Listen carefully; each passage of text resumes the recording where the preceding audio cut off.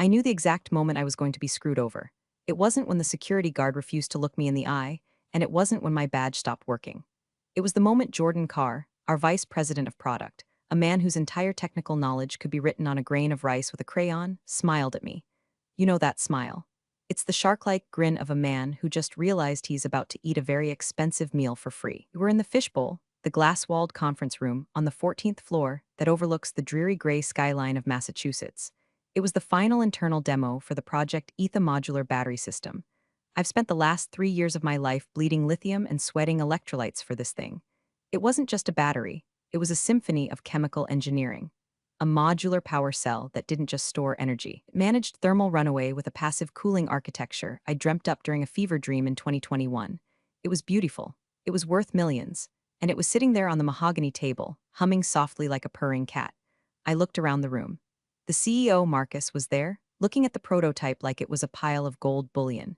The investors were leaning forward, their eyes glittering with the reflection of potential stock buybacks. And then there was Jordan, who wears suits that cost more than my first car and smells like Santal 33 and unearned confidence. So Jordan announced, standing up and smoothing his tie. As you can see, the thermal efficiency is up 40% from last quarter. We're ready for the license rollout. I took a sip of my lukewarm water. We didn't do anything, Jordan. I did. I spent nights sleeping under my desk. I ran the simulations that kept crashing the server farm. You were busy playing golf and posting LinkedIn thought pieces about synergy. Speaking of synergy, if you're enjoying this descent into corporate madness and want to see a woman absolutely dismantle a tech bro's ego, go ahead and hit subscribe and maybe drop a like. It fuels my rage fire better than caffeine, and trust me, we're going to need a lot of fuel for where this story is going. Back to the room. The air was thick with the smell of dry erase markers and greed. Marcus turned to me. Sienna, it's remarkable. The density metrics are off the charts.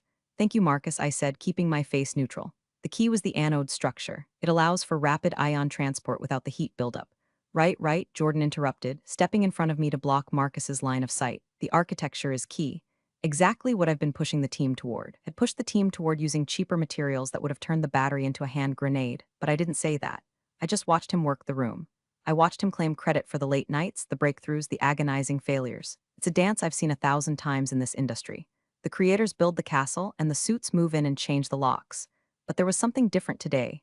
Usually, Jordan ignores me. Today, he was watching me, like a predator watching a gazelle with a limp. As the meeting wrapped up and the investors started shaking hands, murmuring about disruptive tech and Q3 projections, I started packing up my notes. My laptop felt heavy, like it was loaded with secrets.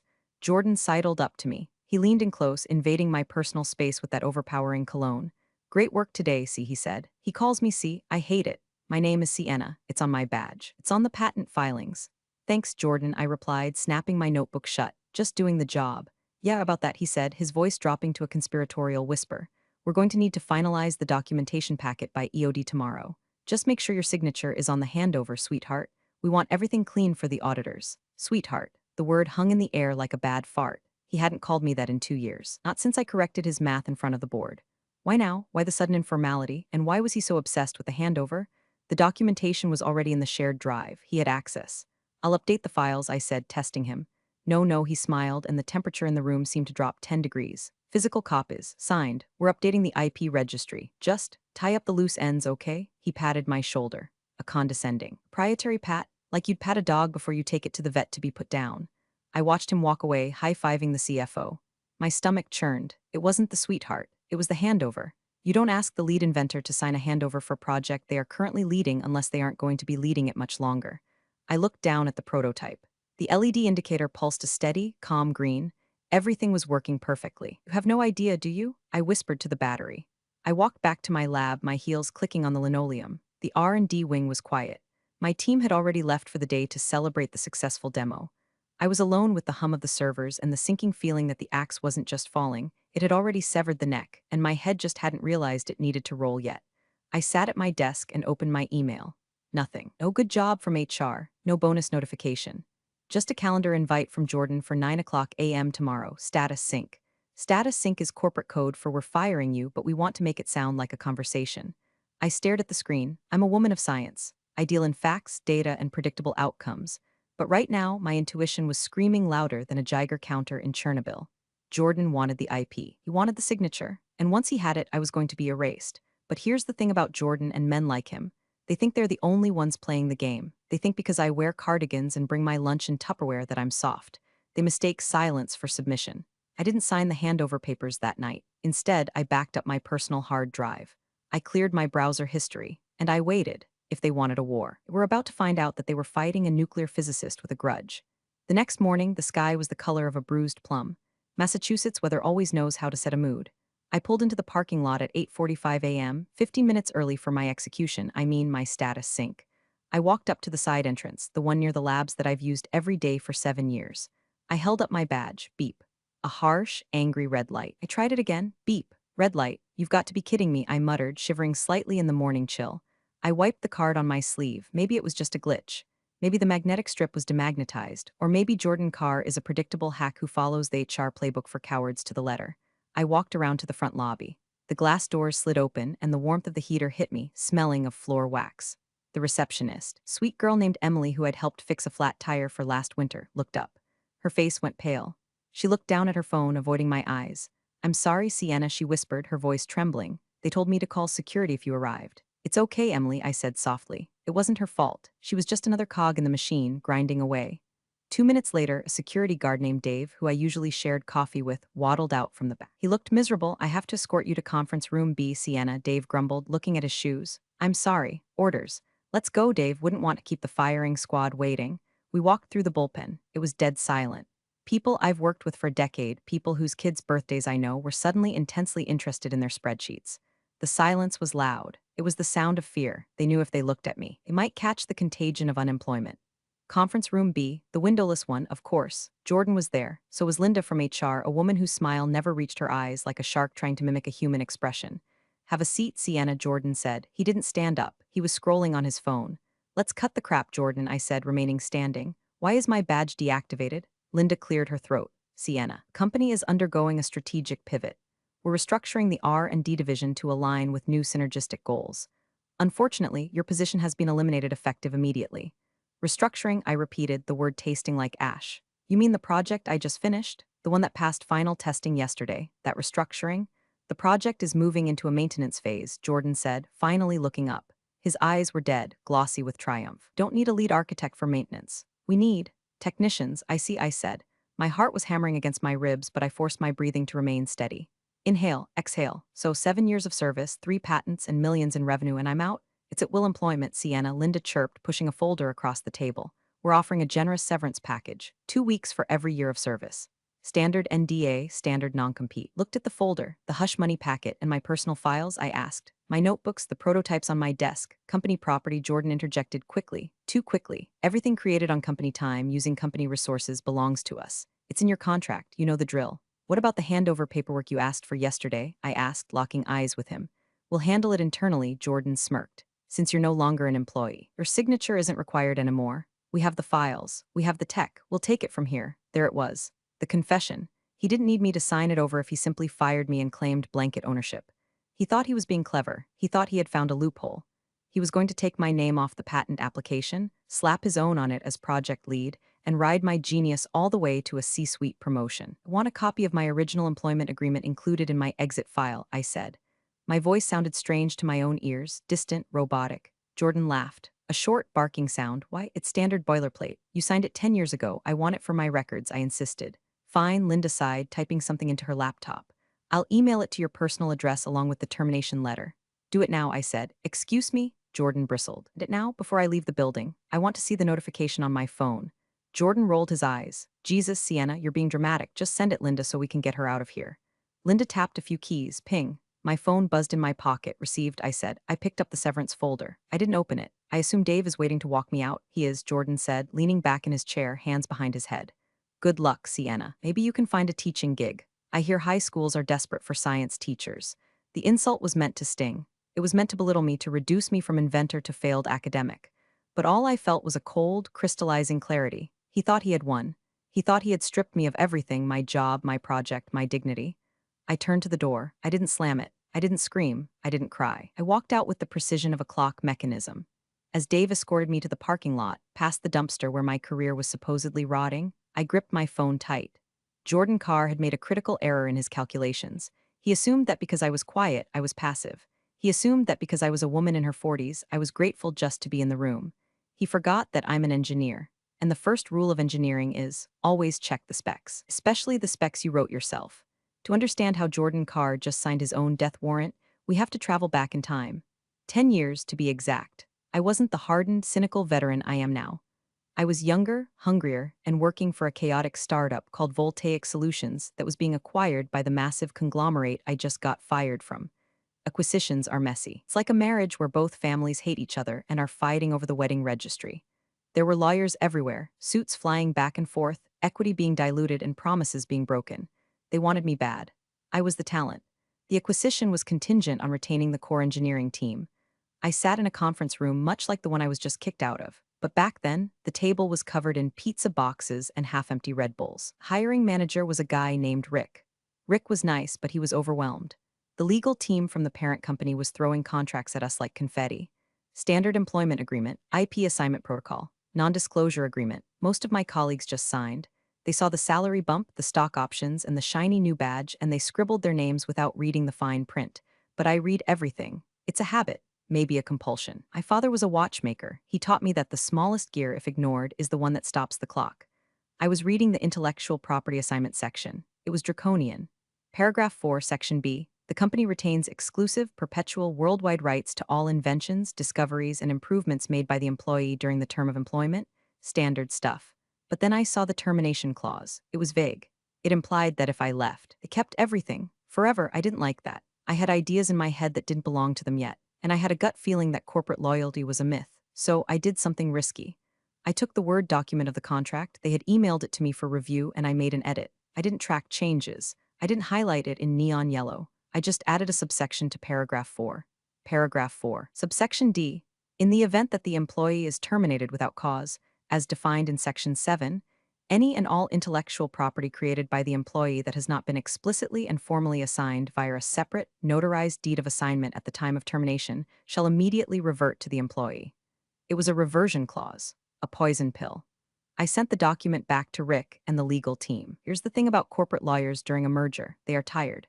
They are reading thousands of pages a day. They are looking for the big numbers, salary, equity, severance caps. They aren't looking for a single paragraph inserted by a mid-level engineer in the IP section. I went into the signing meeting. The lawyer, an exhausted-looking woman with coffee stains on her blouse, slid the contract across the table. "Did you make any changes to the comp structure?" she asked, rubbing her temples. "No," I said honestly. "The salary is fine, great, sign here, here, and here." She didn't read it. Rick didn't read it. They just wanted the deal closed so they could go home. I signed it. They countersigned it.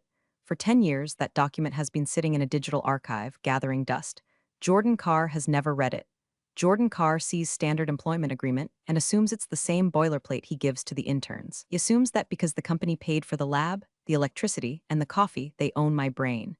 But Jordan forgot the most important rule of contracts. Specific terms override general terms. And he forgot the second most important rule. Never fire the person who knows where the bodies are buried, especially if she's the one who dug the graves. Back in the present, driving my Subaru away from the office, I thought about that clause. I thought about the cause for termination. Restructuring is not cause. Cause is stealing money, or punching a coworker, or burning down the building. They fired me without cause, and Jordan, in his arrogance, had specifically refused to let me sign the handover paperwork. He said, explicitly, since you're no longer an employee, your signature isn't required anymore. He played himself by firing me before I signed the specific assignment deed for the modular battery patent, and by doing it without cause, he had just triggered paragraph 4, subsection D. The patent for the battery, the one potentially worth hundreds of millions of dollars, didn't belong to the company anymore. It belonged to me. I gripped the steering wheel, a small, terrifying smile spreading across my face. I wasn't just unemployed. I was the sole owner of the company's flagship product. They didn't have a clue. My house is quiet. It's a mid-century modern in the woods, paid for by the patents I sold them years ago. It's clean, organized, and devoid of live, laugh, love signs. Instead, I have framed schematics of the Apollo guidance computer. I kicked off my heels and walked straight to my home office. It's my command center. 3 monitors, a Herman Miller chair, and a laser printer that actually works because I fix it myself. I opened my personal email. There it was. The message from Linda, termination docs Sienna MPDF. I downloaded it. My hands weren't shaking. They were steady like a surgeon's before the first incision. I scrolled. Page 1, page 5, page 12. There it was. Paragraph 4, subsection D. It was still there. They hadn't doctored it. They hadn't noticed it. It was sitting there in black and white, a landmine waiting for a foot. I hit print. Printer word to life, the rhythm soothing. CH chunk, the sound of justice. I took the warm pages from the tray. I grabbed a yellow highlighter. I didn't slash at the paper. I carefully, neatly highlighted the clause. A straight, glowing yellow line. Then I went to the USPTO, United States Patent and Trademark Office website. I logged in with my inventor credentials. I pulled up the application for modular thermal regulated power cell architecture. Status pending. Applicant company name. Inventor Sienna Miller. Here's the kicker. The assignment of rights document, the legal form that officially transfers ownership from the inventor to the company, was listed as to be filed. That was the document Jordan told me I didn't need to sign. I printed that page too. I placed the two documents side by side on my oak desk. On the left, the contract saying the IP reverts to me if I'm fired without cause. On the right, the proof that the IP was never formally assigned before said firing. It was a beautiful logic loop, a perfect circle of incompetence. I could have called them right then. I could have emailed Linda and said, "Hey, you guys made a mistake." They would have panicked, maybe offered me my job back or tried to bribe me. But I didn't want my job back. I didn't want a bribe, I wanted blood. I wanted Jordan Carr to stand in front of the board and explain why the product he promised them, the product they were banking their fiscal year on, was currently owned by the woman he just fired for synergy. I went to the kitchen and made a cup of Earl Grey. I stood by the window, watching the wind strip the leaves off the oak trees in my yard. Winter was coming, and for Jordan, it was going to be a long, cold freeze. My phone buzzed. A text from a colleague, Greg, one of the junior engineers. "Greg, holy shit, see, they just escorted you out? The place is in meltdown. Jordan is walking around like he owns the place, telling everyone to focus on the future. He's already moved his stuff into your office." I stared at the screen. He moved into my office. He was probably putting his feet on my desk right now. He was probably erasing my whiteboard, wiping away the equations that solved the thermal coupling issue. I typed back, "Greg, keep your head down. Don't sign anything. Watch the show." I deleted the text immediately after sending, no paper trail. I went back to my office and opened a new physical folder, a crisp manila folder. I labeled it in Sharpie, exit strategy. I slid the highlighted contract and the patent status into the folder. I wasn't going to strike yet. I needed them to commit. I needed them to go public with the lie. I needed Jordan to stand on a stage and claim he owned it. Because when you trap a rat, you don't snap the trap when it sniffs the cheese. You wait until it takes a bite. 2 days later, Wednesday, 2:00 p.m. EST.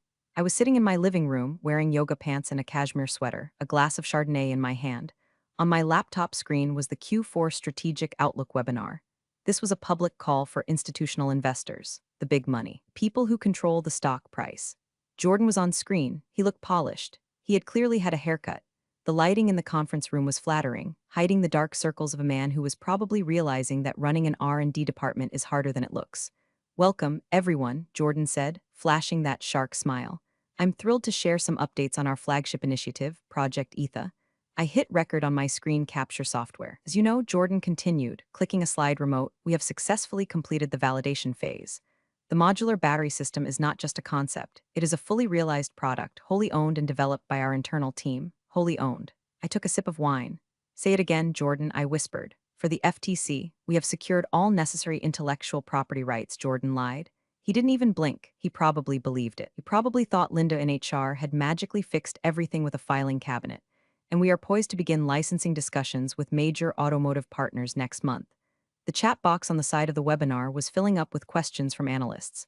Goldman Sachs analyst, "Can you confirm the patent status? Is the IP fully secured?" Jordan read the question. He nodded confidently.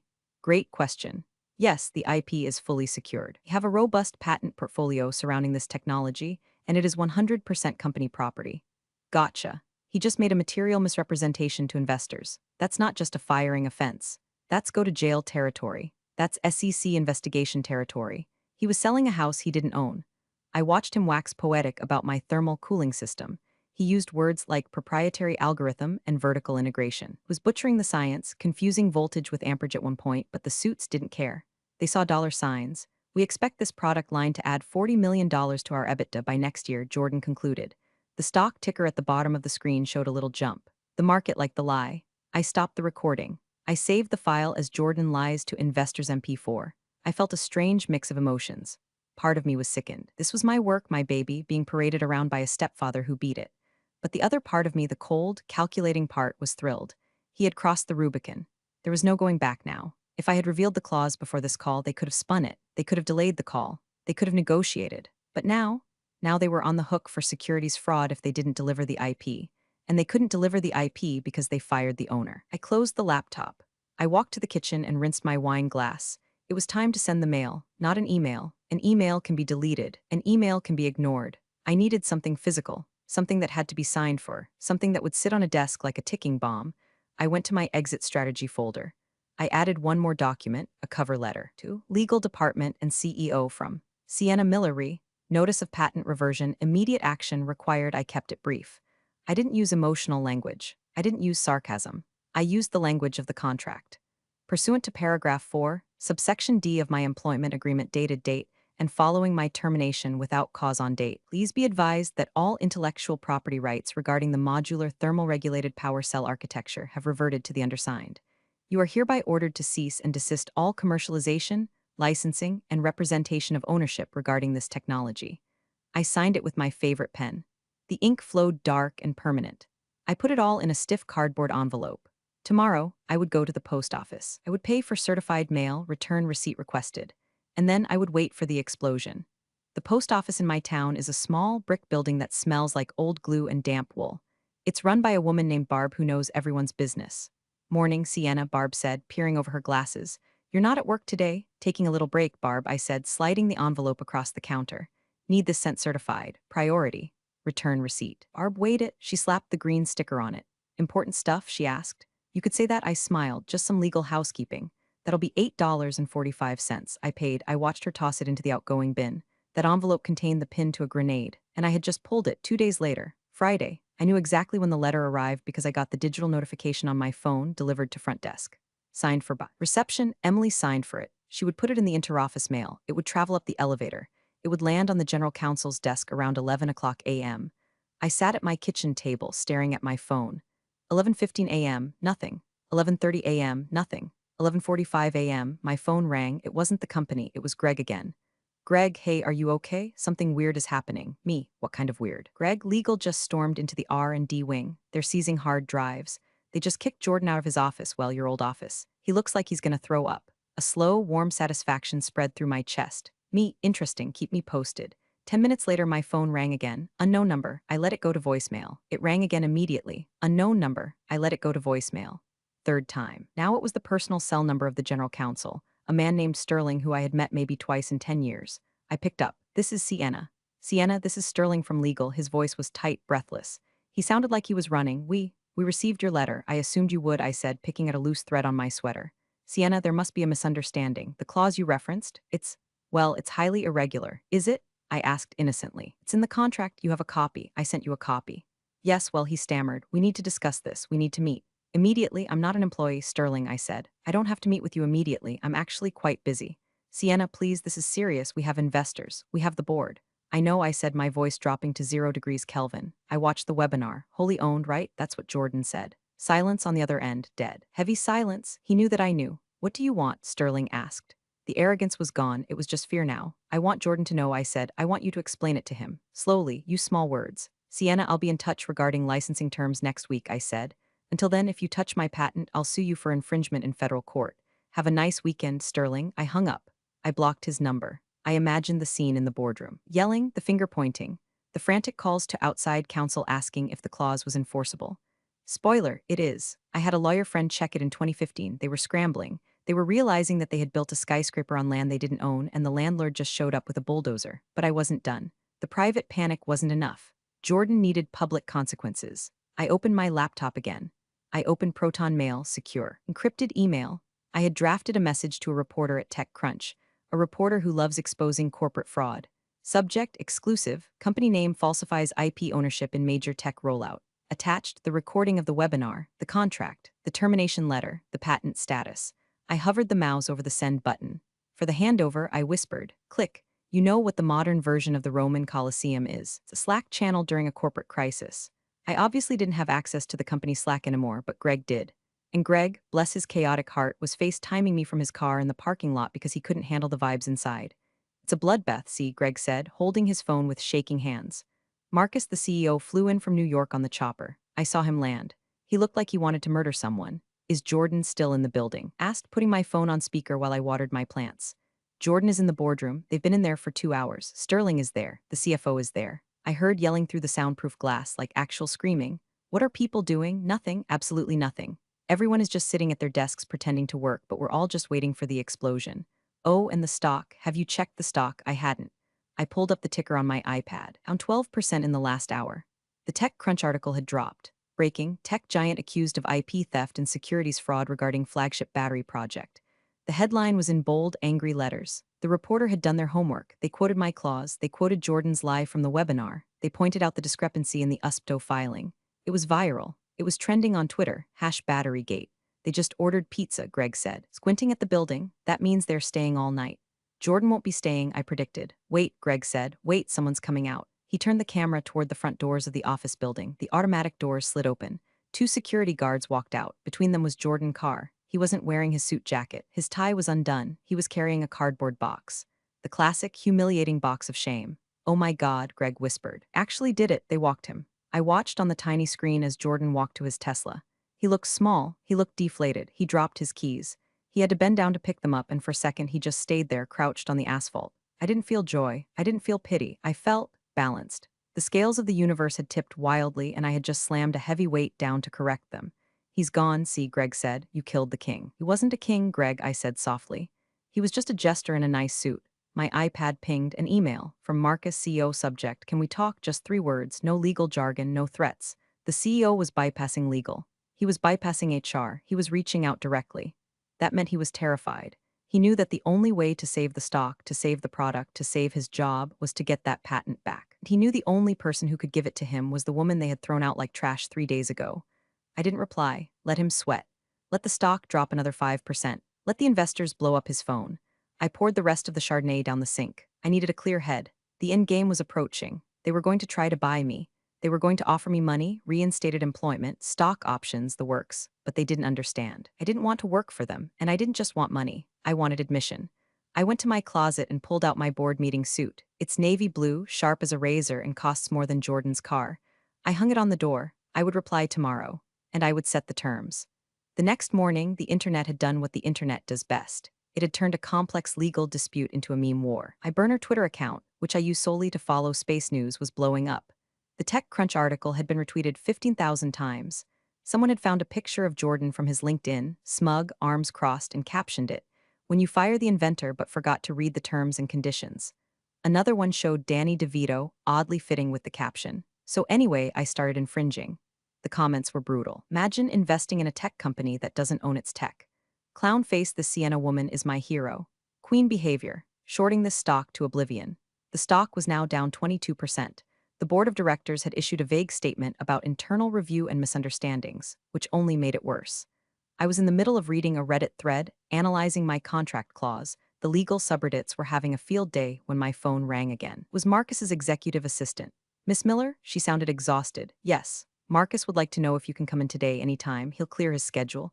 I can be there at 2:00 p.m., I said, and I'm bringing my own counsel, of course. Whatever you need. I hung up. I didn't have counsel. I didn't need one. I knew the contract better than anyone, but it sounded intimidating. I spent the next few hours prepping. I wasn't prepping a defense. I was prepping a sales pitch. See, I knew they couldn't redesign the battery. It would take 2 years to work around my patent. They didn't have 2 years. They had maybe 2 weeks before the automakers walked away from the licensing deals. They had to have my patent. I printed one last document. A licensing agreement. Standard industry rates are usually 3 to 5% royalties. I wrote in 15%, and a $5 million upfront signing bonus. A public retraction of my termination. I drove to the office. The parking lot was full of news vans. I parked in the visitor lot. I walked past the cameras. A reporter shouted, "Are you Sienna Miller? Do you own the battery?" I didn't answer. I just put on my sunglasses and walked through the sliding doors. Emily at the front desk looked at me like I was a celebrity. She buzzed me in without asking for ID. "Go get Sienna," she whispered. I took the elevator to the 14th floor. The same elevator I had taken down with my box of shame just days ago. The air on the executive floor was thin. It smelled of fear and stale coffee. Marcus was standing in the doorway of the boardroom. He looked 10 years older than he had on the webinar. "Sienna," he said, extending a hand. "Thank you for coming." I didn't shake it. "Shall we?" I gestured to the room. We walked in. Sterling Legal was there. The CFO was there. Jordan's empty chair was glaringly obvious. I sat at the head of the table. "Let's keep this simple," I said, placing my folder on the table. The sound echoed in the silent room. "You have a product you can't sell. I have a patent I don't need. We have a supply and demand issue." Marcus sighed, rubbing his face. "Sienna, look, Jordan made a mistake, a grave mistake. He's been terminated for cause. We want to make this right." We want you back leading the team. No, I said. We'll double your salary. No, triple. Marcus, I said, leaning forward, you're not listening. I don't work here anymore. I am an independent entity. You are a client. I slid the licensing agreement across the table. These are my terms to license my technology to your company. Sterling picked up the paper, his eyes widened as he read the numbers. 15%, he choked out. That's extortionate. Standard is 5%. Standard is for employees who didn't get fired for succeeding, I said. 15% is the asshole tax. Marcus looked at Sterling. Do we have a choice? Sterling looked at the paper, then at me, then at the patent filing I had laid out. Technically, Sterling hesitated. No, if she walks, the product is dead. We'd have to restate earnings. The class action lawsuits alone would bankrupt us. Marcus closed his eyes. He took a deep breath. Fine, he whispered. I need that in writing, I said. And I need the upfront payment wired by EOD. Fine, and one more thing, I said. What? Marcus snapped, losing his cool for a second. I want Jordan's office chair, the Herman Miller one. He took mine when he moved in. Marcus looked at me, bewildered. Then a hysterical little laugh escaped his lips. Take the damn chair, Sienna. I walked out of that building with a signed licensing deal worth more than my cumulative salary for the last 20 years. I also walked out with a rolling office chair, pushing it across the parking lot asphalt like a demented shopper. The news crews were still there. They took pictures of me loading the chair into the back of my Subaru. It was absurd. It was perfect. The wire transfer hit my account at 4:55 p.m. $5 million. Notification looked just like a seamless order confirmation, just with more zeros. I drove home. The adrenaline was fading, replaced by a deep, bone-weary exhaustion. I had won. I had crushed Jordan. I had humbled the CEO. I had secured my financial future. But as I sat in my quiet house looking at the contract, I realized something. They would still make money. They would pass the cost of my royalties on to the consumer. The battery would go into cars, and people would drive them, and the world would keep spinning.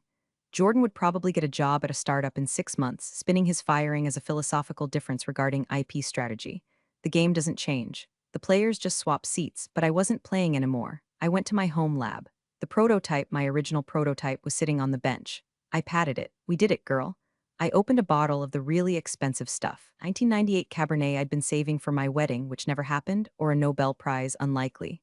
This felt close enough. My phone buzzed, a text from Marcus. Marcus, we're issuing the press release, amicable resolution, strategic partnership. I didn't reply. I took a sip of the wine. It tasted like oak and victory. I'm not going to start a new company. I'm not going to save the world. I think I'm going to buy a small house on the coast, install a really killer HVAC system, and spend my days inventing things that have absolutely no commercial value. Robotic bird feeders, self-heating slippers, things that bring joy, not quarterly earnings. And if anyone ever asks me for handover again, I'm going to hand them a grenade. I raised my glass to the empty room. To paragraph 4, subsection D, I said. Then I blocked Marcus's number, turned off my phone, and listened to the silence. It was the most expensive silence in the world, and I owned every second of it. Real power doesn't announce itself, it quietly secures its position. Sienna's meticulous planning and that hidden clause completely upended their corporate greed. It's a sharp reminder to always read the fine print, and that true competence speaks louder than any title. Appreciate you all for sticking through this one. See you in the next story.